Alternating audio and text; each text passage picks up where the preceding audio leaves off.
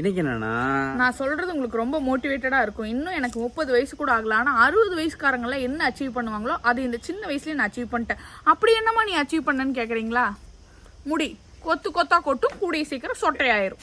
முட்டி கலண்டு போச்சு, இடுப்பு தேஞ்சு போச்சு, கண்ணு ஏற்கனவே அவிஞ்சு போச்சு. இதை கழட்டிட்டா எதிரில் வர்றது மனுஷனா மாடான்னு கூட தெரியாது. அது வேற பிரச்சனை.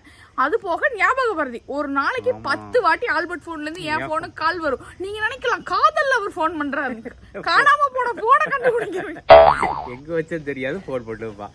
அதுக்கப்புறம் வியானோட வாட்டர் பாட்டில சாப்பிட போற ஏதோ ஒரு கடையில விட்டு வந்துருவேன், பேக்கரிக்கு போனா விட்டு வந்துருவேன், மளிகை கடையில விட்டு வந்துருவேன்.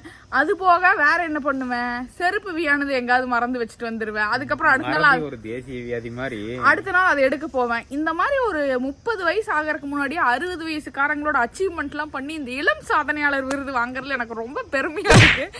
என்னைய மாதிரியே நிறைய இளம் சாதனையாளர்கள் இருப்பீங்க, வந்து கமெண்ட் பண்ணுங்க. எல்லாம் என்ன சொல்றது, ஒரே